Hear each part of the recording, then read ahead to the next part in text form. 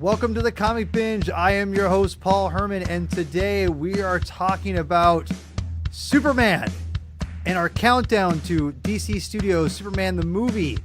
And with this episode, we are going to one that I am very, very excited about, which is Superman Birthright. We have a loaded panel today to talk about this very, very, I think, special comic book, which I'll get into why it's kind of special for me. And I think everyone here might have a reason to think it's special too. I don't know. We'll see. We'll find out. But before I get completely started here with everybody, if you haven't already, please go and subscribe to the Comic Binge today. It only makes sense, right? It only makes the most sense, like Spider Sense. That's right, Spider Sense. So go out there, go check it out, go subscribe, like all that jazz, etc. But yes, today we have Birthright, which I'm very excited to talk about. This whole episode is going to be one big, at least I think it's going to be one big love letter to this, I think, very special comic. And I'm not alone. I got my regular Superman panel today, which I have, obviously, Mr. Chris Clow. Chris, Reverend, how are we doing today, sir?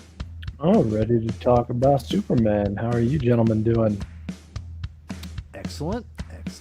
All right. I know Chris is, besides jet skis, he's excited to talk about Superman. So, anyway, all right. Chris is, all right, Chris. Javi, El Corazon himself. How are we doing today, sir?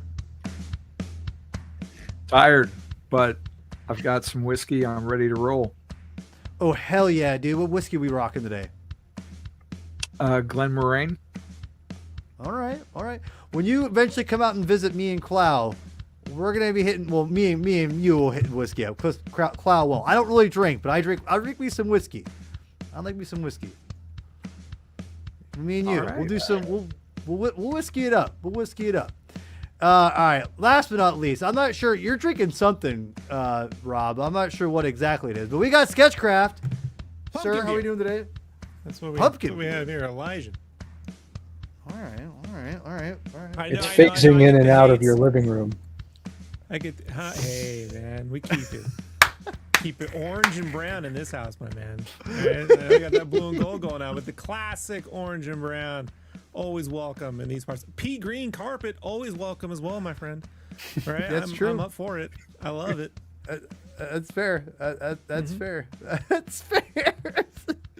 All right. And really quickly, Rob is obviously drawing the very, very, very, very good Spawn Kills Every Spawn, which I have some copies here. I don't have issue 4 yet, which I guess came out. I didn't realize it came out. Rob, I apologize. But we've got, I think this is my favorite cup. I know. I'm sorry. Issue 3, I think this is fantastic, which is X-Force 8's homage cover. This is fantastic. Was that? Best issue of X-Force. And it angered all my friends when it came out. Because I was a huge Mignola fan. I was like, Mignola, I'm great. Oh man, they were mad, dude. So I got a chance to point a light on that issue. I sent them back that way, you know. Well, as a kid, I'm like, who is this? So anyway, this is Rob's comic book, and the art is the covers are just impeccable and just a lot of fun. This is great. So go check out Spawn Kills Every Spawn at your local comic shop. I need to actually order issue 4 because I thought they got it for me, but apparently the trade won't hit till next summer, so you're gonna have to wait if you're holding off for that. I know, right? Dang, yeah. Dude, Rob, if there is a next summer, you never know. Maybe we won't make it. We're getting real dark up in here, but I don't blame you, to be quite honest. After Superman, there's got to be no reason to live, right? We've completed the task. You know? Now that is positive thinking. I like that. It's so good, the world just can't cease to exist afterwards. That's how good it is. Like Krypton. Yeah.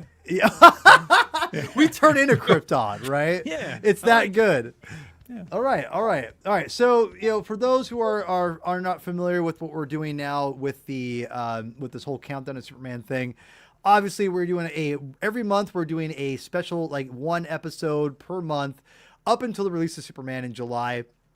So we're basically going through, if we haven't done it already, like Man of Steel, right?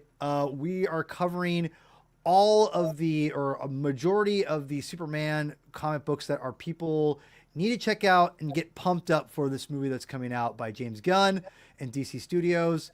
And, it's one of those things where I've always wanted to dive in and give people a way to get into something like Superman or comic books like this for a movie that's coming out to get them excited. And I feel like this is the perfect opportunity to do that because, let's be real, Superman's the first superhero ever, and it's legit, So, Santa Claus, normal guy, became a Santa, lives forever. Right? Lives in the North Pole, right? He is immortal. Right? He is immortal. Saying, he is immortal. Right? It might be Santa, but Superman. People could say Jesus was. They could say Jesus was the first superhero too. He's not a superhero. Well, I thought he was the that's first debatable. mutant. You got to have a costume to be a superhero. What? Okay. The first We're Beatle? getting deep here. Jesus was the first Beatle? That's a clever one. Mutant. Right, because then they were bigger than. Was that a Grant Morrison got big, comic where we said that? Jesus was the first mutant. That might have come Yeah. up in New X-Men. I don't remember it specifically, but I wouldn't put it past. Would have made for a much better X-Men Apocalypse film. Just spitting that out. Yeah, probably. That's fair. That's fair. Okay, so Superman Birthright. I know we have a lot to say, and Javi, thank you for taking care of that for me. We have a lot to say about this book, but if you could do me a favor, if you throw up the issue 12 for me. This is basically, if you guys can see here, this is the cover that I bought this back in the day. And this is why Birthright's kind of special for me, okay? For me, back in 2004 or 5, I remember when I bought this exactly. Because I think my girlfriend and I had just broken up, and I was just kind of like down and out, and I got really into Smallville, and I was buying all the DVD series DVDs and binging them like crazy. Like I was going to town, and I got really into Superman to a point where I was, I had just gotten back from Bible school. And I hadn't gone back in the full frame of like buying single issues yet, but I started buying trades a lot. And I got really into Superman because of Smallville. I love the first 4 seasons of Smallville. Love them. Love them, love them, love them. And I got so into it, I started buying all the necessary Superman trades, like for all seasons. I bought Secret Origin. That's where I got, not Secret Origin, Secret Identity, excuse me. I was going for anything that it would influence Smallville. And for whatever reason, I don't know if I was steered toward Birthright, but I remember going to the comic store, which I think it was the one I go to now. It's a different location. But I went in and I was looking for Superman books to buy for trades. And I saw this. This is the hardback version, but I had the paperback version the paper version, or non-hardcover version, if you will. Saw this and saw Mark Waid and went, oh, it's like an origin story. It's like Superman origin story, and I'm like, okay, cool. Mark Waid, wrote it. I like Mark Waid. I grew up on Mark Waid. He was a good writer, everything. And didn't know the artist for nothing. And I just said, okay, I'll pick this up. And I just kind of was like, okay, cool, whatever. I remember reading this back in the day and just absolutely loving it. And I remember reading it on a day the Seahawks lost to the Washington Redskins, which is a terrible name, by the way. I know. I remember it was back in 2005. It was the day we were 2-2 after that game, and we lost on a missed field goal, and I was just destroyed. And I bought this, I think Young Avengers on the same day, the first trade for Young Avengers. I remember buying it and I started reading it, and I fell in love with it. And I remember just being like, this, I wonder if they wanted to make this because Smallville was coming out. Because this is truly, when I'm reading it, and I knew Superman pretty well, obviously, at this point, but when I'm reading this and watching Smallville at the same time, I saw a lot of different parallels with it, to be quite honest. And I thought it was a good kind of like, not palate cleanser, but you get what I'm saying, right? Like there were similarities and it felt like they were in sync together. And I fell in love with this book. But what's funny was I kind of forgot about it. Like I always liked it, but I forgot how much I liked it. And so, we'll talk more about rereading it here in a second, but I always remember like just getting me through a bad like sports weekend and just falling in love with it because seriously, because I was like, this is so good because I was binging so much Superman.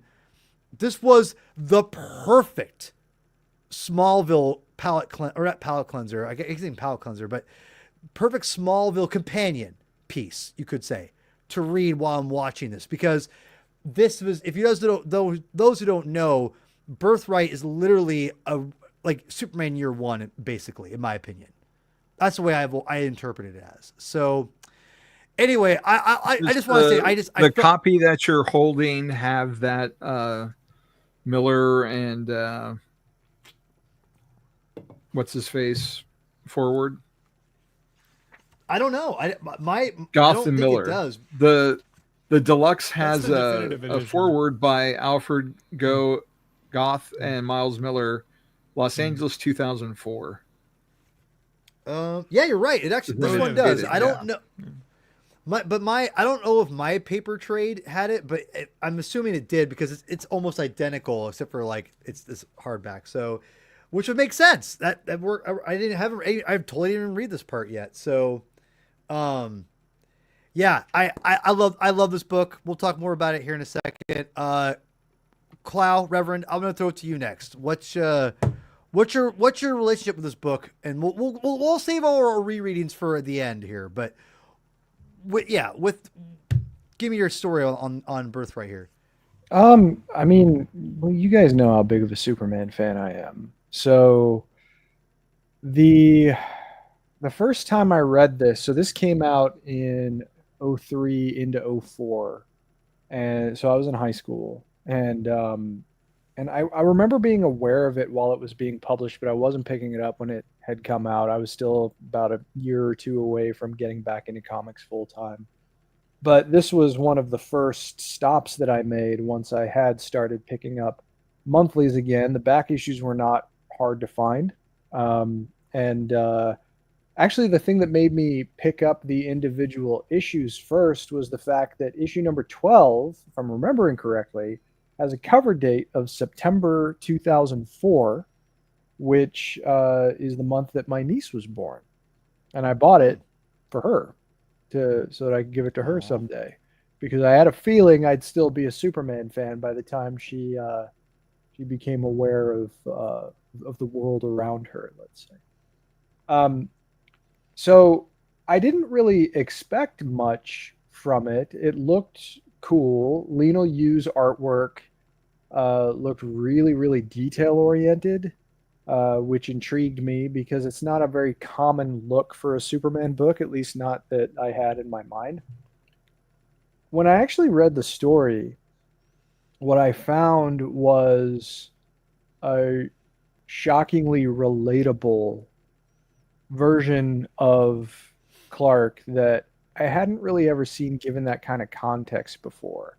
And, as I dove deeper into Mark Waid's bibliography, particularly after I became a retailer and familiarized myself with a lot more of his work, particularly at DC, I started to understand and develop the perspectives that this guy has a philosophy and an outlook on the characters of superhero characters broadly, where he wants what I want, which is for them to have an important place in the world that they occupy and to have a degree of consciousness. Because, this is something that I talked about before with Anthony Desiato when we were talking about the Jeff Johns Legion trilogy with Superman. It's like a story that these are stories at their best that tell us stories about ourselves, right? Superhero stories are about people. It's just they're dressed up in ways that make him more engaging and action oriented, but thematically speaking, like these are stories about ourselves. And if you're going to try to establish a degree of overriding moral authority within a character, then you need to take some stands on things. You need to plant a flag and take positions. And with Superman, it's not hard to extrapolate what those positions would be, because at the end of the day, he is about reducing harm. The thing with Superman is, though, that he is so capable and he is able to reduce harm to magnitudes that we can barely comprehend. So a simple act of being for Superman is, unattainable by typical humanity. And that's where the antagonism with Lex Luthor is derived from primarily in most of the modern age stories that feature those characters. So recontextualizing the origin of Superman in a fashion that allows for the establishment of a legitimate kind of moral authority in a world that is a little more recognizable,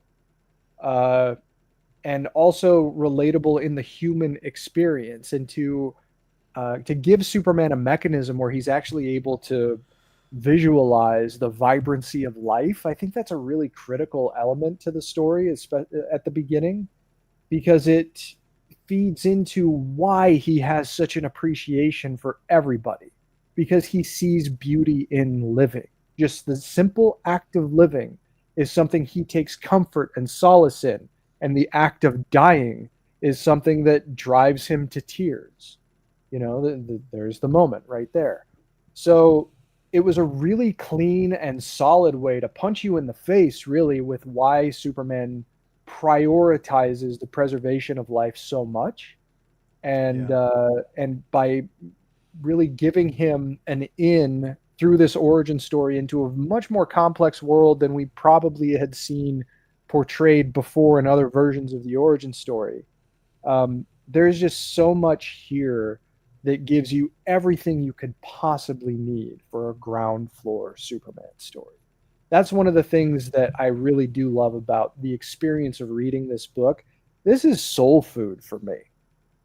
This is a story that really emphasizes that it's not just the fact that he's good for the sake of being good. So many people who dismiss Superman or minimize Superman like to minimize those aspects of his character, his moral authority, and where he derives his values from come from lived experience. And that is far more blatant in Birthright because of what we see in those early issues of the story, where he goes around the world. He learns about the cultural sensitivities in other parts of the world, and how things are just different from the place that he grew up. He gave himself, through sheer force of will, a more cosmopolitan outlook of the world so that he could better protect it. And that just strikes me very truthfully. And it's something I honestly wish was emphasized more in modern depictions of the origin story. It's not as heavily emphasized as it is here. But this is absolutely a book that I would have no qualms giving to someone who would, you'll never find someone who's never heard of Superman, but if you did, this is the book that you'd give them. You don't need anything going into this. Yeah. I'm not sure you can say that of other versions of the origin story. We've touched on Earth One on this show. We've touched on Man of Steel on this show. We have yet to touch on Secret Origin. But compared with all of the other permutations, this is the one that I think you can give someone completely cold. And by the time they reach the last page of the 12th issue, not only are they probably going to be dabbing their eyes if they have a soul in their bodies, but they're going to totally understand who Superman is, what he's about, and what makes him special. And to me, this is Mark Waid's finest work. I have read a significant portion of his bibliography since first becoming aware of the man's name. And I don't know of very many other comic book writers who have, by force of their writing, associated themselves so much with a character, despite Mark Waid's catalogs of definitive works with other characters. at both of the major publishers, to say nothing of his independent work. I think of Superman first, and it's largely because I could feel the passion reverberating from the pages here. To say nothing of Lena Yu. Yeah. By the way, that panel with him doing the shirt rip, and he's like, "Please don't make me look ridiculous." Oh, it's fantastic. I laughed out loud when I reread that. By the way, that was just a fantastic moment. Thank you, Javi. Rob, I want to go to you because me and you have such a different perspective of things, and I love that about you, and I mean that too. I've always tell you that. I've always loved hearing your perspective because it's so different than mine. And I learn a lot, from any, no BS. Chris will tell you this too. Like Shane. No, because I love hearing, because how else are we going to grow if we don't hear different perspectives, right? And I love learning from your perspective because it's so unique and different than mine. And you definitely have taught me a lot about comic books and sequential art. And I mean that too. I always tell you that when you're on the show, because that's why I love having you on. Plus you're hilarious and you love giving Chris crap, which I love too. So, yeah. So you can't give the beautiful crap. It's impossible. Right? You can be jealous.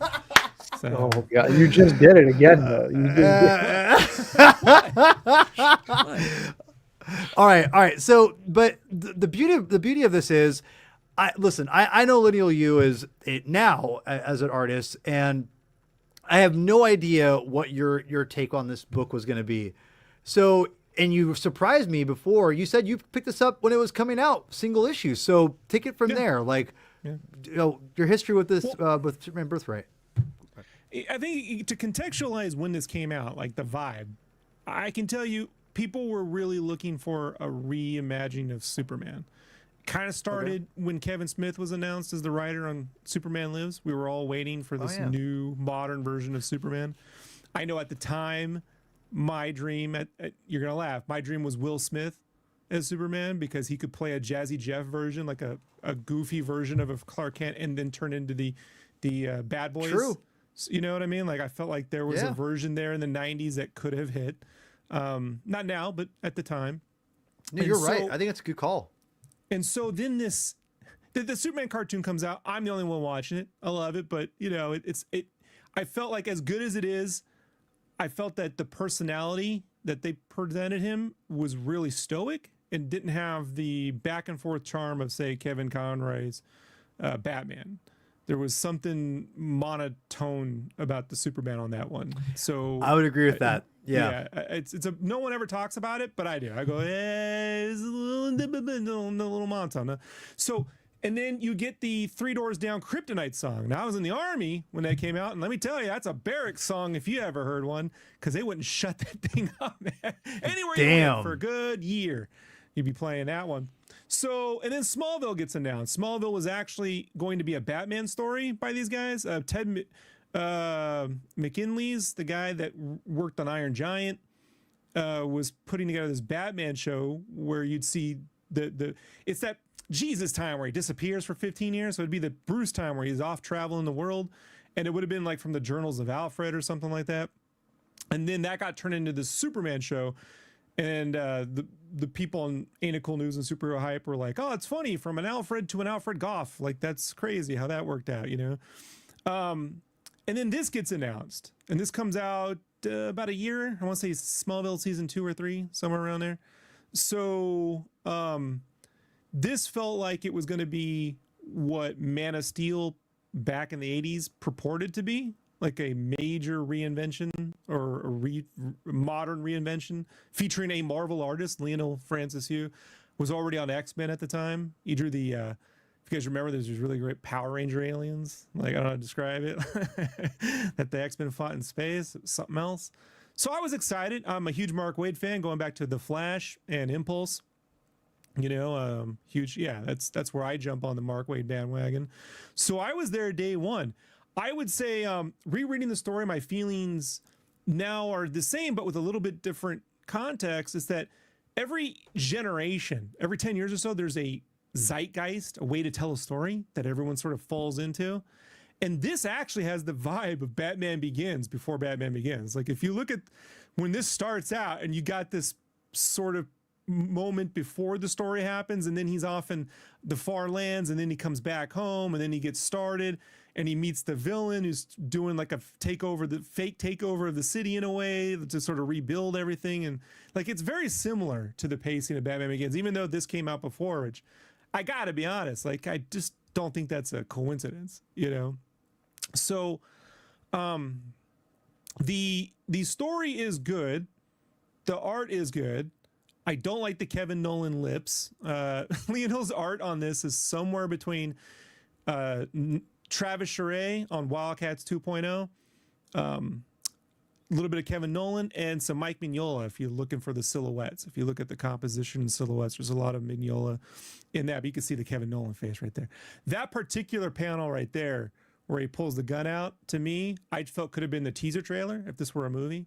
You literally could just play that scene, and it would be as relevant today as it was then. I mean, like, anytime there's a school shooting, sad to say, that's the scene I post on my Instagram stories, just to let people know how, even though I'm a gun owner, how I feel about people and their Americans and their blatant use of handing children weapons of war. So I think there's a lot of things in this that are as relevant today as there is then. If there's negatives, it's just there's nitpicky art design things that I just, like, when the fake Kryptonians show up, I felt like they should have been the same designs as the Kryptonians that appeared in the holograms. Like, there's a difference between that right there and the designs, and the Kryptonian designs that they did, the flashback sequences, the machines are fantastic. When these fake Kryptonians actually show up, like, there easily could have been a Krypton book that came out after this, and I would have read, you know, every issue. I would have been on board with that. Same, 1000%. But I just think, like, I think maybe at the end, like with anything else, you get to the end of a story, there's usually like looming deadlines. So you can kind of feel it for me in the back half of the books and stuff. You can kind of feel like you put a lot of work here and then, oh, crap, that got done. But I think the average person can't tell. So not really a nitpick. I do think that Pa Kent still comes off as someone, I don't know. He's not as likable as Mr. Dukes of Hazzard on Smallville. You know, like there's something kind of missing there. Like he get over it, but I mean, and Perry White's a hard character to nail too. I mean, you got the 78 Superman, and I really think the guy that was in the Lois and Clark show that was in My Cousin Vinny, like he pulled off a lovable Perry White, not like but hard at, but still lovable. I think he's probably the best version, because like, you know what, I think Perry White sometimes comes off like J. Jonah Jameson, you know, and that's not what you're kind of going for. You're looking for a hard they're two different characters, but you need someone who's like, he's managing a family, you know. Jimmy's the little kid and Lois is the eldest, most important kid, and then Clark's like the new kid, right? So do you need like, Perry to be an Elvis fanboy too? You want to know something? Wouldn't hurt. Kevin Smith, I think, would make a great look. In the 90s, when I was fan casting my Superman movie, I wanted Dan Aykroyd. Because that's excellent. I figured Perry would have an encyclopedic knowledge of every alien crash that ever existed in media and conspiracy theory. Like, he'd have every factoid up there because he's been around since like the 40s. And could you imagine Dan Aykroyd could rattle off the Tuskegee Airmen? You know, the was it not the Tuskegee Airmen, but like the Russian meteor that exploded. Tungsten, the Tungsten, I know what you're saying. Stuff like that, you know. And but so this Perry's good, but again, hard to hear the voice. Like it kind of shifts a lot. There's that one panel where he's like, "What do I do with Lo? Why do I keep her? The body would be hard to hide, you know, in a freezer." Right, and so like I laugh at that, but I can see now people are like, man, what boss imagines I can't kill him because it would be difficult to hide the bodies. Like I don't know, like if that, I like that kind of humor, but for the character, I don't know if that's quite the way to get there. So I just think like in Lionel, I'm always of two minds when it comes to Superman. My personal favorite rendition, like in a comic book of Superman, is the way Carlos Maglia drew him in Superman Infinite City, which is like an elevated version of the Bruce Timm You know, this has a great Bruce Timmey quality to it, and Mignola and Wayne Boring. I mean, like that's a Kevin Nolan face if you ever saw one. I mean, look at that. It's Mignola and Nolan right there on that Superman. So, I think the unsung hero, that this panel right here, see like those designs right there. This is like where you run into like deadlines or something because they don't match the now you could say maybe they don't match the aliens the footage because he was trying to make a more totalitarian version to make them look evil, which I could get, but then I probably would have made the helmets full stormtrooper like the Hellgast and Killzone or something. And these were my thoughts at the time. Like this isn't like, but look how regal they look here, right? Like, when you read a book about these characters, never got absolutely, right? Yeah. Right. Well, and to be fair, now I don't think you're. I think you might be obviously. I'm going to trust what you're saying on that about the. Can you go back to the panel he was talking about that they look generic, for me, Javi? Thank you. I agree with you. I see what you're saying, but I read this more as it was more of a way to quickly get them kind of out there. Like it's purposely meant to be off kilter. So you, as the reader, again, how I interpreted it at the time. And when I reread it, I interpret it as like, no, there's not a lot of space. I'm going to tell you the reality. The reality is there's not a lot of space. Oh, sure. Yeah. And these issues weren't all written at once and then drawn. They were written as they went. And so this is like a problem I have with comics. I kind of wish there was a way financially they could write all the issues and then do a repass just based on pacing, because I like the African scene, but I don't think that should be an issue and a half. That should just be like an issue, you know? So there's just this pacing stuff that, like, you know, a second draft, you could pace it a little easier and let that invasion feel more like an invasion and not like a sort of side story in between the dialogue, you know? But I mean, you can clearly see there's elements of this, the crow shot. It's clever. The everyone steals from the crow. You know, they never get any love, but that's from the crow. But again, it's all very cinematic. You know, this is like when they started putting widescreen panels a lot in books, you know. I appreciate this because, you know, no sketch up here. Man drew the whole city himself. I would also say that you could do half the buildings and achieve the same level of impact. You know, like that's a great shot, right? Like that sells everything. We don't like this. I would have made a whole issue out of fighting this sucker, but it gets handled in like 2 seconds, and I get why. But this is like, I was thinking, like, if you adapted this story into a movie, a fake invasion at the end might piss off half the audience. You really run the risk. We saw that happen before in 2013. Yeah, well, but that was a real invasion. Like, they actually invaded and blew up Metropolis at the end. You know, yeah, that's true. That wasn't a fake one. Imagine if they were holograms and it didn't really happen. You have to, in order to get that to work, you got to be a real clever filmmaker. Which I'm like, I do wonder when James Gunn says Lex Luthor's a villain, is this the third act of this book? Is this in Superman Legacy or whatever it's being called? It's Superman now. Like, so I know. I told you guys. This guy dream. You know what I'm saying? Like, oh, Bulger. No, when you're right, you're right. All right, really quickly, Rob. I'm going to throw it to Javi here in a second, but I want to. We'll get back to you in a few minutes. Go ahead, please. Good to you. The unsung hero, though, is Dave McCaig on colors. Like, I was just gonna say that. All of my panels, I actually gave you specific panels and stuff. You know, hold on. The images. I have. That's why they're at the very bottom. Very bottom. Like this right here. This is a panel. I myself take the words off. I can make a poster and just give that a They used to give these kinds of posters at Comic-Con away for free, but this to me sells everything. You know, it's one of those ones fans just move on from. But for me as an artist, I'm like that's gorgeous. You know, that's clearly really, this right here. I know, right? This is great. This is another panel that I'm like, guys, the panel is a guy sits in front of a pool. And you know who made this one work? Dave McCaig. Because that teal green pool water next to those browns is just, it's somewhere between Cameron Stewart's Hellboy, you know, and the artist Bengal. I don't know if you're familiar with Bengal's work. Yeah, I'm not. So, no. Spider-Gwen. Well, Oh, okay.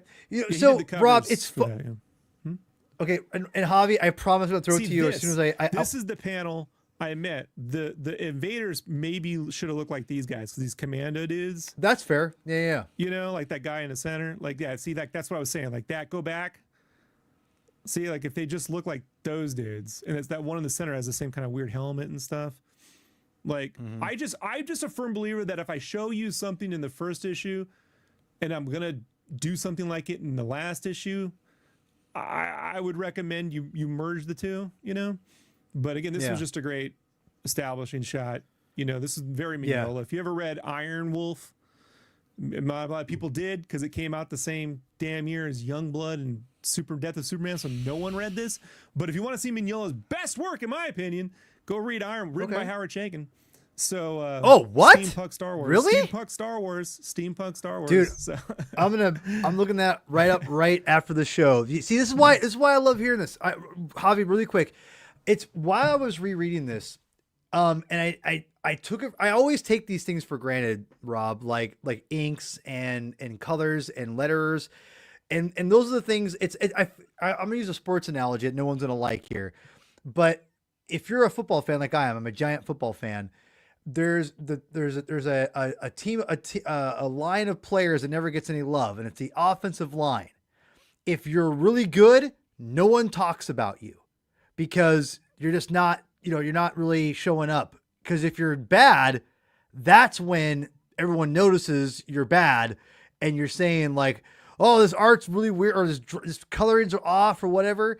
And that's the thing about those, for me, that I take for granted. And to me, the coloring, when I was rereading this, blew me away, because I was impressed beyond belief of how much that the coloring really just blew in my face every time I was reading it. And there's so many pages and panels that I just would, Javi, you could throw up the one the hold up the thing for me, and the shield, like this one real quick, and I'll throw it to you, Rob, and then we'll throw it to Javi to give his 2 cents in here. But yeah, the where he's throwing up this, wait, hold on, I think I found it. Yeah, right there. I found it. Yeah, like this, if this is not maybe as dynamic as the things you're talking about, but I think this is the colors are so vibrant, and the shadow and I love it. Like I wish more comics could really utilize the brightness that they use in this book. And then I'll throw it to you here, Rob. Well, color's relative. So, it's not that it's bright, it's that there's no white in the image, but in the bold. So, you know, you want to make certain that, your value structure, and Dave McKay has excellent values. Even, I told you, the first book I recognized him on was just a few years before this came out, and that was the Joker Mask.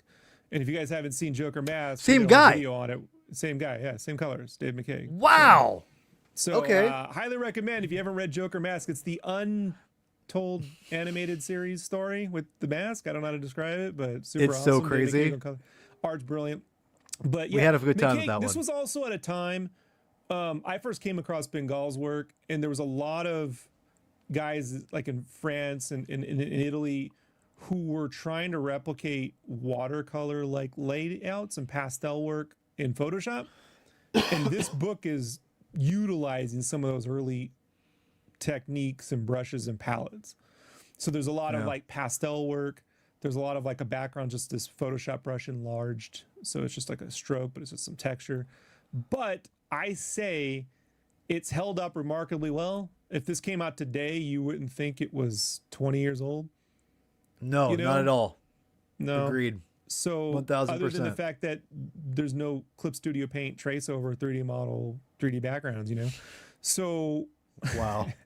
Hey man, I call them out. Shots fired. Yeah. So, but there's it's almost cell shading, but it's the next step, from that, right? It's got fully rendered 3-dimensional paste, and McKay understands surfaces and planes, and just a really good, tasteful color palette. This lives or dies too on the printing, so this sort of thing can get washed out or darkened too much. So, depending on the paper stock, this could be radically different too, to an extent. Yeah. But overall, though, man, like like again, like that palette right there, a lot of gray pages, which you wouldn't associate with the Superman, like a gray background page. And I'm still like, sometimes I look at these gray pages, I'm like, maybe a cream, but I understand why he went that way. So, but all of these Kryptonian designs are right out of Flash Gordon, and they feel also very similar to what they eventually did when those guys translated the Star Killer script into a book, if you go look at those designs and stuff. Oh yeah. But there's a lot of what I call on a deadline Travis Charest in this book. A lot of, if you go look at this book and you go back to the first 2 or 3 issues of Wildcats 2.0, you're just going to see where all this comes. This is like late stage Wildstorm, in the design of a lot of the stuff. So right on. Javi.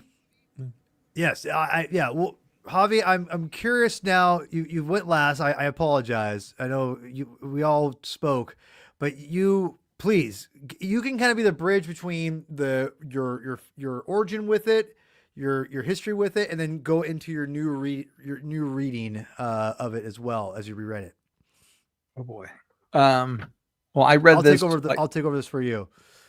I read this when it came out. And I was pretty big into Superman by that point. And so I read it monthly. And for me, like, I didn't really connect. I've said it before. Like, I didn't really connect with the character until I saw Lois and Clark. And that kind of got me into what was going on in the comics at the time, which was the Death and Return. And through that, I wound up picking up like John Byrne's Man of Steel. And that it was that different interpretation that got me into Superman and liking the Clark Kent of it all, like of him being the real person, not a disguise. And Mark Waid doesn't come from that sensibility. Like one of the big sells for this for me was Mark Waid, because as we all know, I'm like a big Wally West fan. So, and that's because of Mark. So, I mean, I went into this with what I thought were open eyes at the time. Like I liked it a lot, and I saw like, where they took some influence from Smallville and how they were tweaking things, but I was still young and in my 20s. And it's like, well, this isn't the story I like necessarily, but like, I like some of the inclusions. Like I remember the whole vegetarian thing causing like a small kerfluffle amongst people. Like somebody was upset that Mark Waid gave him a reason to be a vegetarian, which is beautifully told in the book, how he can see all these different spectrums and how something happens when people die. And because he can see that on any kind of, life like that, that he made that decision, and, that got some corners of the internet ruffled even back then. That's straight out of Man of Steel. Or rather, Man of Steel took that from this. So I liked it as it came out, but it wasn't my favorite. Like Man of Steel was still my favorite origin. And then we got Secret Origins, which is also a beautiful looking book, but it was also more in that Christopher Reeve mold of like the bumbling Clark. And that's just not really my thing. And I've read this maybe a couple times over the years, most recently when the deluxe hardcover came out. And I that was the end of 2022. And I read it all like in one sitting, and, trying to gauge where it sits for me. And because this kind of got swept under the rug really fast. Because Chris, when was Secret Origins? 2009 and 10. Okay. Yeah. So 4 or 5 years after this dropped, they just kind of like brushed it under the rug, and it doesn't really get talked about. Because I remember this was supposed to be like the new definitive origin, and it never really felt like it was. And so I've been wanting to reread this and Secret Origin, because I've got the absolute version of it, and just wanting to compare the two, but I don't really think I need to I want to reread it, Secret Origins again, but I think as of like this reading, this might be my favorite comic book Superman origin story. Not everything is perfect, but like comparing it to Man of Steel, which I didn't really feel that way at the time, but looking at it now, like this is telling like a whole story. Like Rob said, this kind of feels like a movie, especially with those opening panels that we were showing earlier. Like there's a lot of things that feel staged like a movie, and this feels like a whole big story that Man of Steel doesn't feel like. Man of Steel feels like here's an origin issue, and then like we're going to take a jump and see how this happened. Then we're going to take another jump and see this, and then see how he met Batman. It's told over the course of like a couple years, because they're just trying to get everyone back to like an established Superman, but it doesn't. It's more like a series of vignettes than an actual like full narrative. So as of like 2024, like this comic book wise, I think is my favorite version of the origin, even though it doesn't 100%, line up with my sensibilities. There's still a lot of fun with it too. And you can feel how they're trying to work in modern tropes with like the encrypted emails to Martha and their screen names of like Area 52 and mild-mannered. Isn't it quaint though, Javi? Like, isn't this a version of the internet that doesn't exist anymore?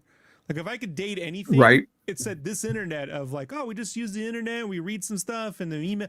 And there's a site on site we could go look at news. No, none of that exists now. It's all ads and social media pushes, and you only see the news that's popular that day. Like this Superman. I don't know. I'd like to see this Clark navigate modern internet. Like, how do you deal with that? Yeah. And it's I know there's part of it too. It's like, it makes me wonder like why he would defend some of these people. Cause towards the second half of the story, they treat Clark like garbage. And that always irritates me just because he's, I don't know, quiet or shy. Like that always, I've never gelled with like Margot Kidder's interpretation of Lois because she does kind of look down on him and treat him like trash and not respect him.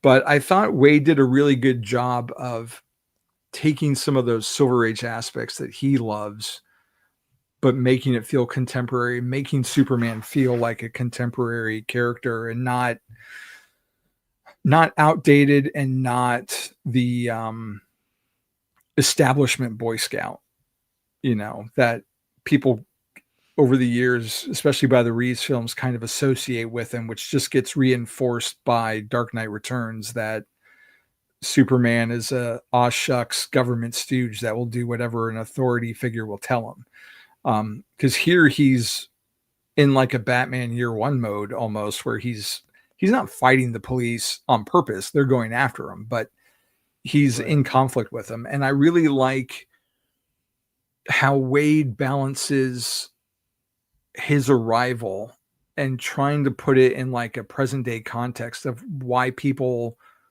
wouldn't trust him and how Lex would take advantage of that. And doing it in a way that tell the story in a way that, everyone comes around to Superman and sees him for what he really is. And it's something that I feel Snyder tried to do in his Man of Steel that he didn't successfully pull off. And then we just take that leap of logic that all of a sudden he gets killed in the next movie and everyone loves him. And now he's this great hero. But I feel like we get to the end of this story and that is how like the citizens of Metropolis feel. Like they see Lex for who he is, and he starts to make, the world a better place. And I think the art is fantastic. I think I knew him from, I think he did Wolverine before he did this. Yeah, he took over from Sean Chen, and then he went on to X-Men, and then I think there might have been something. And then this. So I was already aware of him and that he was like this hot new artist. And like, if you, even now, like, I don't feel like his art looks dated to me. I mean, I guess it does a little bit, but not in an old way, if that makes any sense. Like there's a lot of detail that you wouldn't get before. And, I don't know. It feels fresh because it's not that, Kurt Swan or John Byrne archetype. It does feel like it's pushing the storytelling into the 21st century, especially with the panel layouts. And it's always nice to see like a Krypton that, you know, isn't slavish to the Richard Donner iteration of it. I mean, which I love. And I appreciate that Smallville did that because it has so many ties to those film series. But, you know, there's something to be said for making your own, you know, imagining of it, like Byrne did with Man of Steel. And I like how this takes that and pushes it a little bit further. So yeah, at the end of the day, it's a solid recommend from me. And I'm glad that we got to cover it and talk about it and dive in a little deeper. Well, and, you know, talking about the reread, so when we, Chris and Javi, are sitting down, or I should say through text messages, going through and trying to figure out the different books we're going to be covering for the... Usually. I'm usually standing up, usually. That's right. Walking, yeah, I'm always walking around. That's why you're thinner than me. No, stop. But the thing is, when we talked about it, I wanted to save Birthright because I knew it was a special book, and kind of like what you make a great point, Javi. It did get kind of, I think it was meant to be a bigger deal than it was. Kind of like Rob kind of talked about, like how everything was kind of there. This was no accident that this came out right around with Smallville, and was kind of supposed to be the new redefining, you know, origin. And then all of a sudden you get Secret Origin, Jeff Johns. Again, I love Jeff Johns a lot. You know, Jeff Johns is legit, and I haven't read Secret Origins yet, and I'm looking forward to reading it for the. I'm assuming like you haven't read it. I'm not sure. You haven't read it at all, homie. Whoa, homie. I know. Well, you're not I know. Nothing. You're good. Stop. Don't worry. You can let it go. But he has a deluxe hardcover no writer now. More overrated than Jeff Johns. Sorry. So listen, stop it. So here's the thing about WB for a reason. Just saying. And oh, God damn it, Rob. All right. So the thing is with you know, like I said before, Superman never really had a definitive. We had Man of Steel, but it's like you made a great point, Javi, or either you or Rob. I don't remember which, but I think you said that Man of Steel is fine, but it's not really it's like more of like, hey, this is Superman and get familiar with him in this world kind of a thing. And here's a Batman issue, and here's a Luthor issue, here's an Origin issue, here's a Mom and Pa Kent issue, this is a Krypton issue, and it felt very formulaic in a sense of what it was trying to do per strictly issue, whereas this is telling one narrative all the way through. That's supposed to be kind of a beginning, middle, and end. And just like year one before it, I feel this really does take in all the strengths of the character, modernizes it enough, but puts things into a different context that really makes you understand. And I think really appreciate the character more than we even realize. And like you made a great point that it got kind of like forgotten because you had so many different things afterwards. And for whatever reason, Smallville kind of fizzled out. It went a little too long in the tooth, in my opinion. I dropped off. It's got too much. You know, Superman Returns didn't hit the box office like people thought it was going to. You know, so I think it just kind of got forgotten because of all those different things. And then by the time, you know, we have Jeff Johns he blows up. He wants to rekindle things with his own way. By that point, so you have a lot of different things going on, and it got kind of like, again, forgotten. But I think now, in hindsight, especially nowadays, you have Superman Year One by Frank Miller and John Romita Jr. Never came out.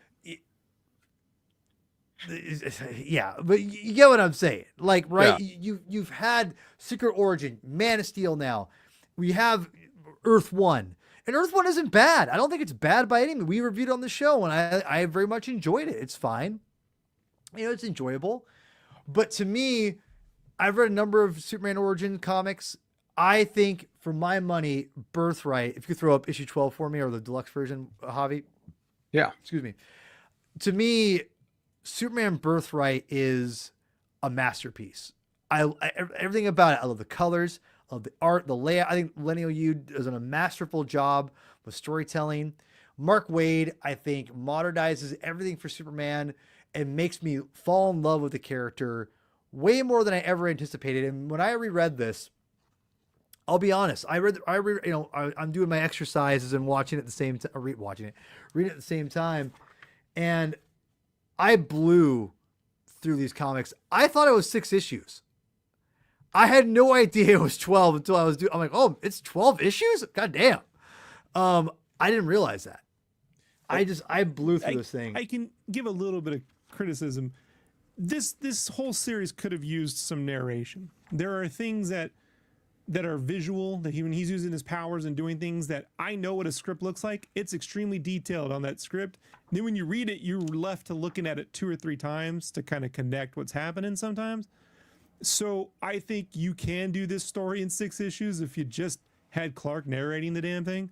This was part of that the thing where they wanted everything to feel more like a movie, so they just showed you stuff and let you sort of just feel like it's a movie. Fill in the gaps.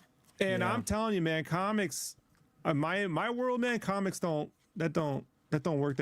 That may work in a manga where it's a lot of cheaper drawings done, but when you got a ton of details and stuff, you just need to explain some things, just to make it a little bit more clearer.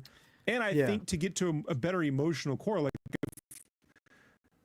I think that's like, you imagine reading The Dark Knight Returns with no narration?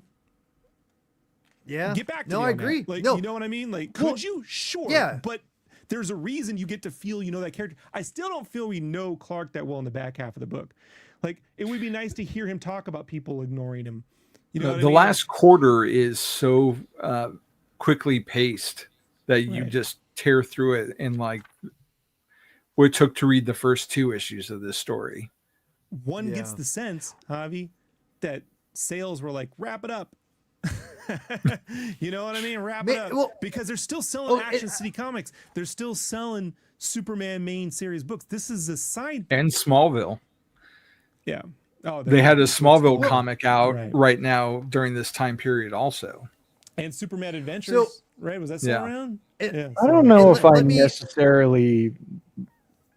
I get where you're coming from, but I don't know if I necessarily take the approach that it would benefit from a direct narration, only because you're right. I mean, there's one thing, it's absolutely one thing when comics creators want to evoke another medium. And that's hit or miss. Sometimes it can be outright problematic. Other times, though, I feel like one of the reasons that Yu was chosen as the penciler on this was just because the intention of the storytelling is to really try to convey the emotional progression that Clark goes through.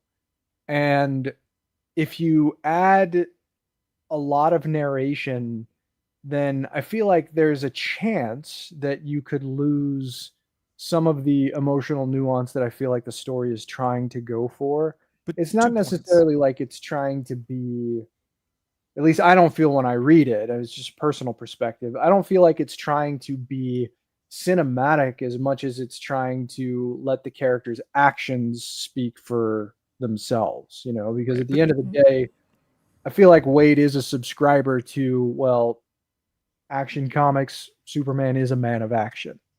And the action, though, isn't just isolated to the things that he does as Superman as a hero, but the way that he perceives the world is an action in and of itself.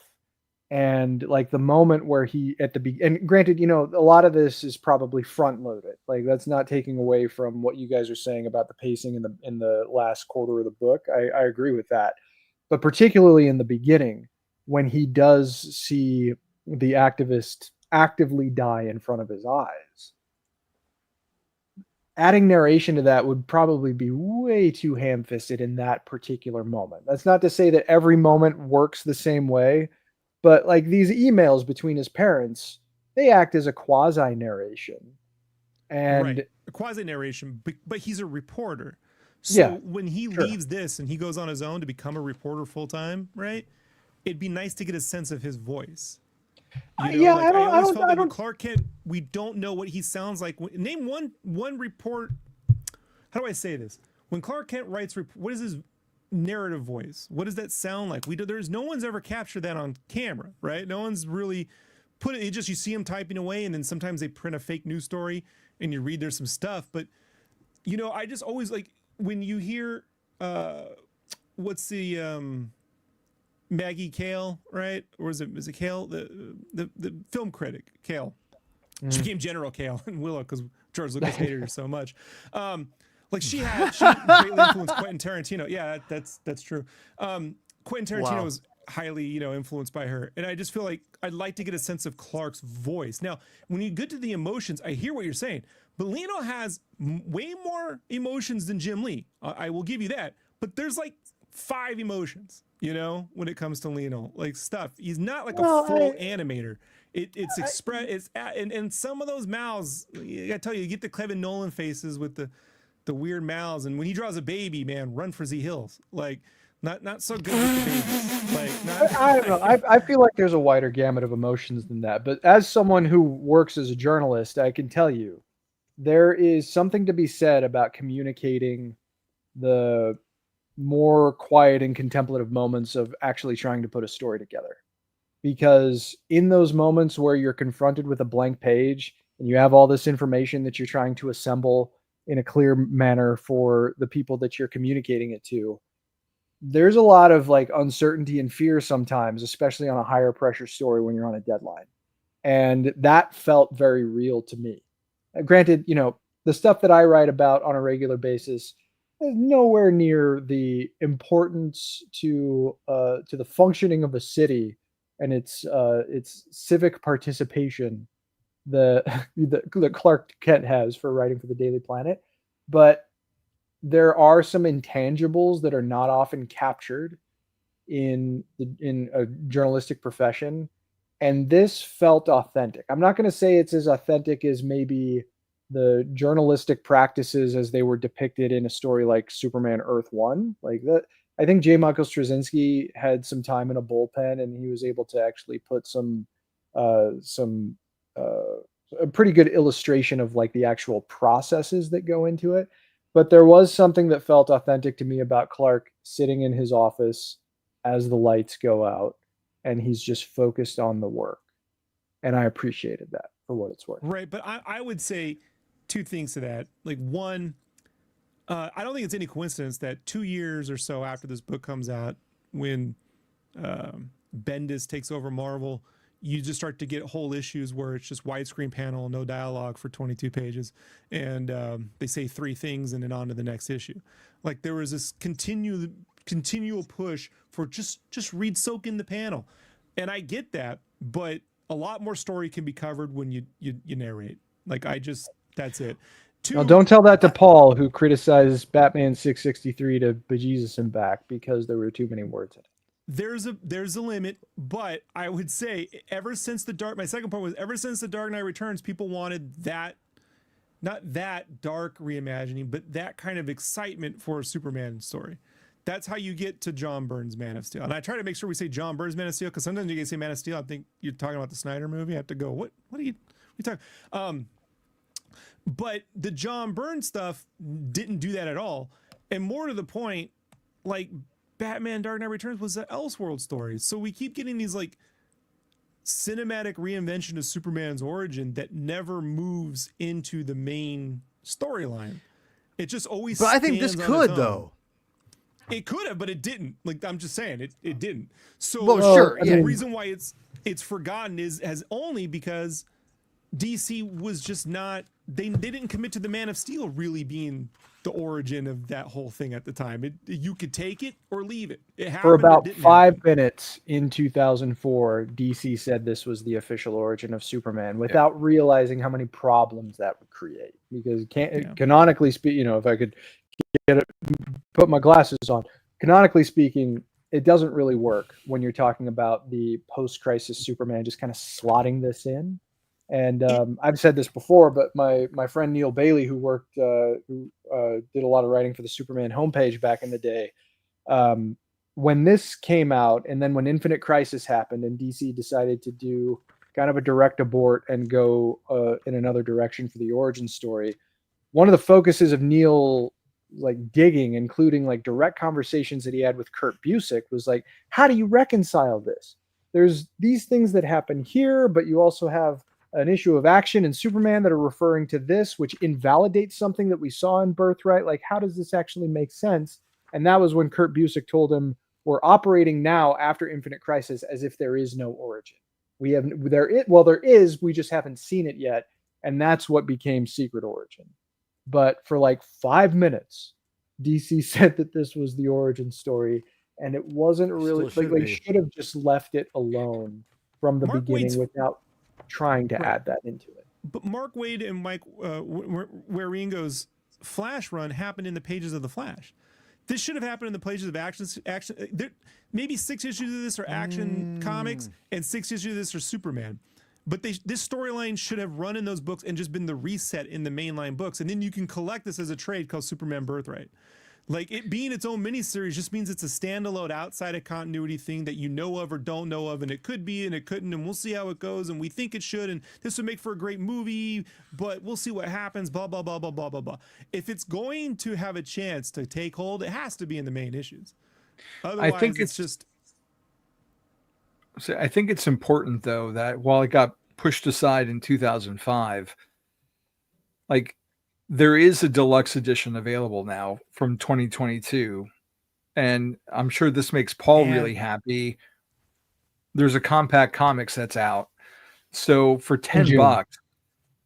Oh, it's in June. I thought it came out like this week. Yeah, it's right before the movie comes out. Oh, okay, so a whole bunch of people then are going to go see Superman and be like, maybe I want to read something, and now they have this origin for $10 in a handy travel-sized edition that they can take with them. And read this beautiful art at the size of a manga trading card. Listen, these poor kids. Listen, can they just print the panels as individual pages and make it a mini omnibus, like a Bible or a phone book? Just print the panels as full pages, because I don't get this.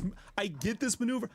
Guys, between all of us, I sat on a 2-hour meeting where Todd McFarlane and everyone at the office were talking about this. Okay, and I can't disclose on air the contents of that conversation, but I can tell you right now, watching everyone try to figure out how to somehow cram the manga format into the American comics is the dumbest thing I've seen since someone thought it would be really smart at Defiant to make the trading cards have a story too that you had to buy to collect it. I get it, but this art is not meant to be this big, man.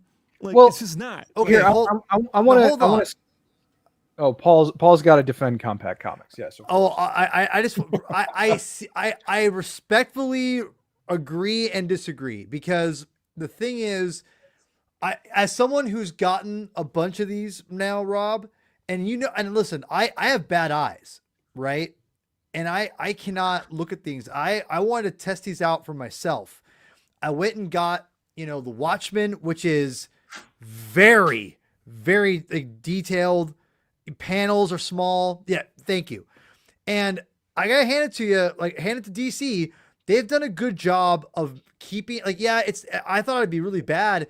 It wasn't. I read Far Spectre. I looked through the Watchmen book, the All-Star Superman book. I have American Vampire, and I can vouch. Yes, you're right. Like, reading comic books should be on a much bigger format than this. I'm not debating that by any means. But for people to get into the comic book medium on the manga level, but not necessarily on the manga level of the size, I'm talking about on the level of the pricing point. The pricing is perfect. And it's that perfect way for people to beat the crap out of these books. Cheaper would get you there too. Like, I'm just going to be honest. And it's on cheap. Yeah, no, you're right. I agree with that too. I agree with that 1,000%. Paper actually doesn't get you the cheaper price because it's printed on the same size. They just trim things down.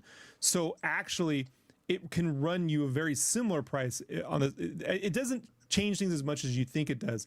Really, but this one on the screen is $50. The quality of the paper, because the quality of the paper and everything is the weight. The weight is the issue. Shipping is what you're paying for when it comes to all of these things. So if it's on cheaper paper, it weighs less. It says if it's not on a hardbound, if it's on a floppy soft cover with no glossy thing, it ships less. So Chris, I'm not saying, look, print my stuff on a million things. I'm happy to have anyone buy it however they want. But I would say I don't want to hear anyone ever complain that the fonts are too small in a regular comic when they're buying these things. Like, I just don't want to hear this complaint anymore. Like, this. I said it's like, the second, and this is a rant, but this is like the people that complain about black and white will never sell, and they own every freaking Walking Dead and Calvin and Hobbes freaking comic ever made. You know what I'm saying? Like, I don't want to hear, they own all the manga. No. That's not it. The problem is you got to get these books in the hand of people who don't go into comic shops. That's it. Because there's more of them than there are of the comic shop guys. So. The reason I bought you want the big print, you got $50. If you want the small, $10. The reason I bought this is because I have the absolute edition of Watchmen. My preferred reading format, obviously. As big a spread as I can get, archival quality printings. I actually really like the ribbon bookmark. You too. I love the absolute format. That's the preferred way to read this. My wife wants to read Watchmen and doesn't want to read the absolute edition. It's too bulky for her, and it's an impediment to get her to actually read the story. Not a problem with this. That's why I bought it. And she's actually reading the story now. So I'll call that a win, but that doesn't negate anything that you're saying. It's just my particular anecdote. That's what justified. And I would recommend we get scripts that have more just heads standing there talking, because that's going to be the preferred form. Like, let me tell you, it doesn't stop here. It's not like they go, this was a good format, we'll just do this. They're going to keep doing, and then they're going to design for the format, and then they go, well, there's not enough details, so let's trim everything down. Okay, that's great, I can draw more.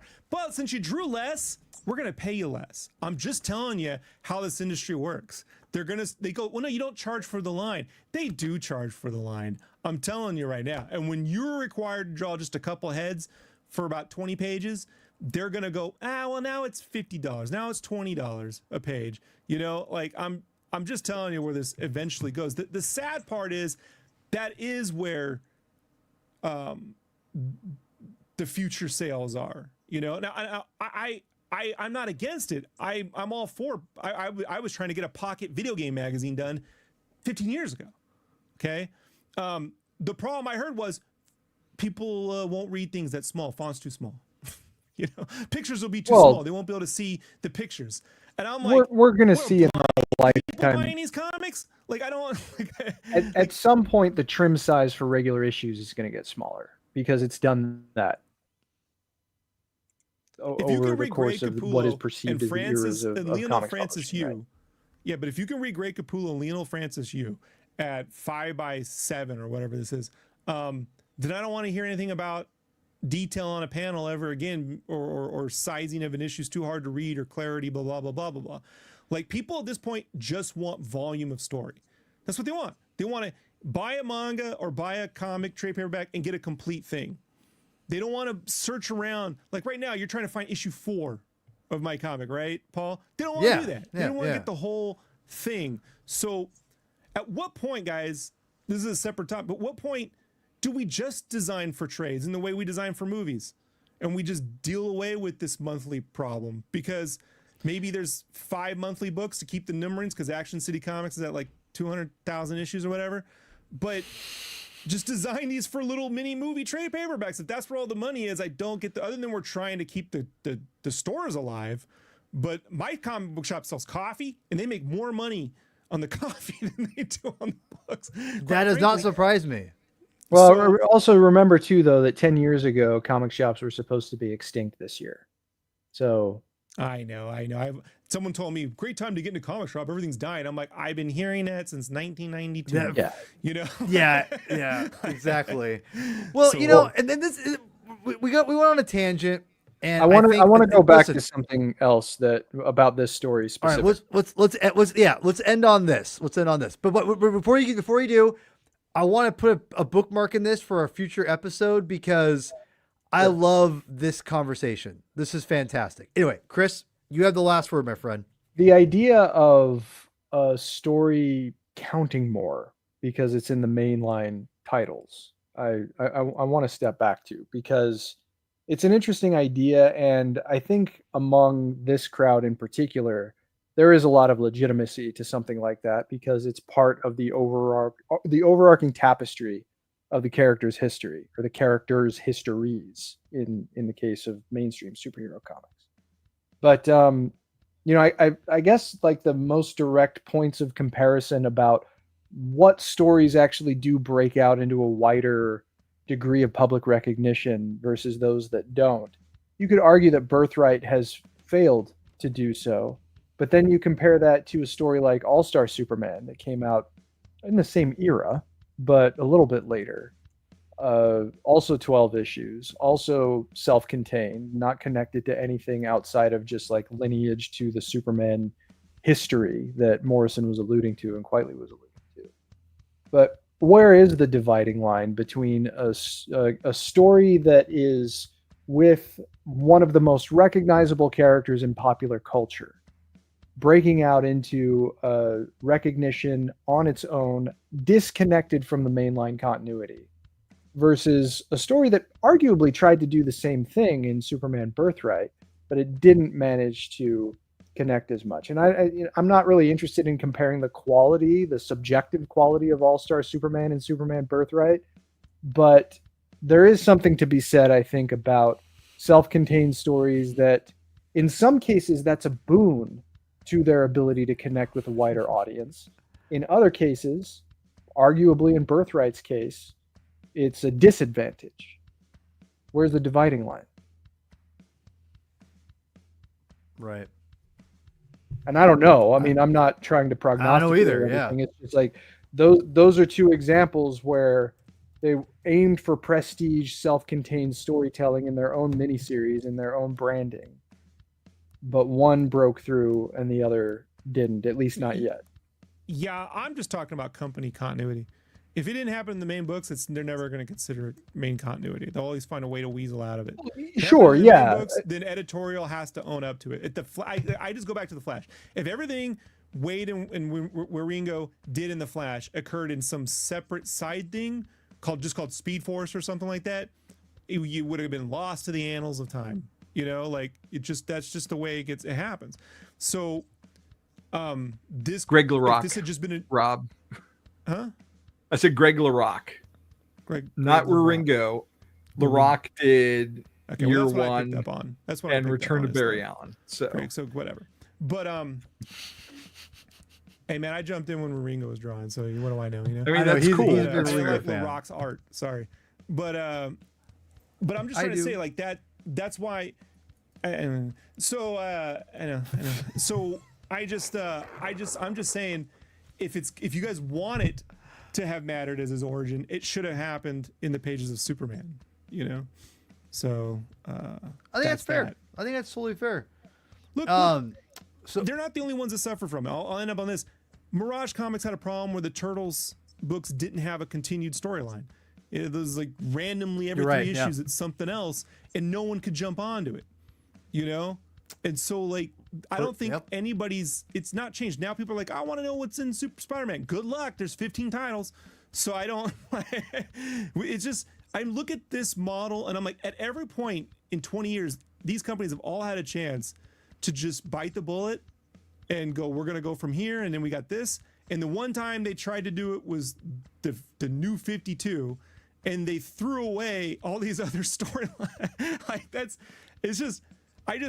This doesn't throw away anything. You could say this is a Superman we all know. It's just an easy jumping on point, and it doesn't rewrite it. It's not a radical departure. Like you read Absolute Superman, that don't look like Superman. It just looks like a new thing. This was concept art, by the way. Look at that baby. I told you, don't want Leonel drawing babies, man. I'm telling you. Like, I mean, I've said it a lot in the past. I jumped off of Amazing in 2014 at like number 6 and decided to come back a year or two later, and the recent issue that was on the shelf was number 6. I was like, I don't know what the hell to do. Right. That's weird. It's just weird. How do you explain it to people who don't know? I don't know, Yeah. That's a good point. So. Well, listen. I think Hunter, you asked about Absolute Superman. We will have an episode talking about the Absolute comic books here in a little bit, maybe in a few weeks. I have to talk to Javi and everyone about this. So we will talk about Absolute Superman. I promise. We have Absolute Wonder Woman to talk about too. So just be ready. We're going to be coming with that soon. Yeah, this is again. We brought up so many great topics for comics, and this is why I love having Rob on. He is a fireball, and I love hearing this because it's a different perspective. And again, these are valid things we need to talk about as comic book fans, as people who love sequential art. And so I love this. We get this again. This is a wider, bigger conversation than what we're talking about, which is awesome. So, anyway, let's get some plugs out. Let's get out of here. I gotta go eat something here. I'm starving. You always do that. I'll you need go, to eat before the show. You need to do that. I don't want yourself. to. It's hard to explain. Okay. Anyway, you're gonna stop complaining about not having eaten after the show. It's anyway, I'm for the show. And your body won't be eating itself and folding in. I'm just happy he's not eating during the show. One food time falling on his shirt on camera. Podcast. I was eating a burrito at the same time, and it was fine. All right, it was fine. Yeah, wasn't it? It was real fine. It was great. Actually. All right, Clout, what plug away, my friend, plug away. Just stay tuned to the Comic Binge. We're going to be reconvening for another episode of Nights Never Die before too long. Check out next month episodes if you haven't checked them out already. Our Clown at Midnight episode was something else. We kind of got into it on that one, but the last one was a lot of fun too.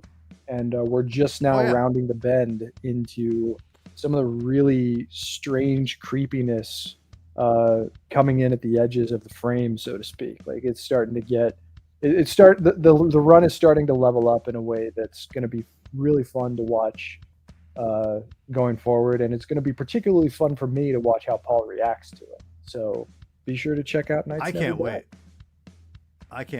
So I'm stoked. Do you have a debrief coming up, Chris? We are planning on getting together relatively soon to discuss the final season of Star Trek Lower Decks, which is awesome so far, by the way. But it's just a matter of getting the schedules in order. It's a bit of a challenge, but there's going to be a lot more Star Trek to talk about in the coming months, particularly in January when there's a whole new damn movie to talk about, which we're really looking forward to. If you need a Chadish, you got my number. You got it, man. There's a new movie coming out? No, on Paramount Plus. It's a TV movie, but it's still a movie. With Michelle Yeoh. Academy Award winner Michelle Yeoh, by the way. That's cool. Right on. Yeah. All right. Well, Rob, why don't people you have an awesome YouTube channel. You've been doing stuff with the Jerk comic lately, I've noticed. That's pretty cool. Oh yeah, Jerk comes on the stream at night when I'm working and I can't stream my normal art. I stream art I did in the past while we just chat. I call it the NDA podcast because I'm under NDA, So I usually put up old art and then I bring on guests. Sometimes Uncle Jerk comes on from Jerk Comics, and we're gonna be recording the shout out soon. So I'll have to schedule you in for sometime in 2028 whenever you're available. And Sir, busiest man in comics. P-Thug. Not even close. So, and the shout out would just be like, what we did before, just an easier way to, market that. Yeah. And then Spawn Kills Every Spawn issue 5 is out at the end of the month or the beginning of the month, depending on however shipping works out. Because, once Thanksgiving hits, everything ships weird. So we'll see that then. And you can pre-order the trade paperback on Amazon, 120 pages, $16.99.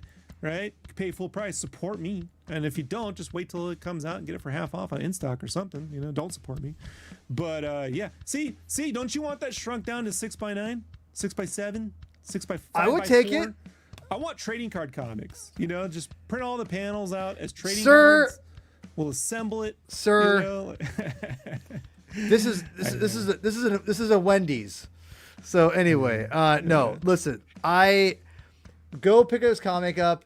But you know what? If I was poor, super poor, and I couldn't afford comics, but I liked your art a lot, and I could get it in this for like $8, Spawn comics are $2.99. I would take it, dude.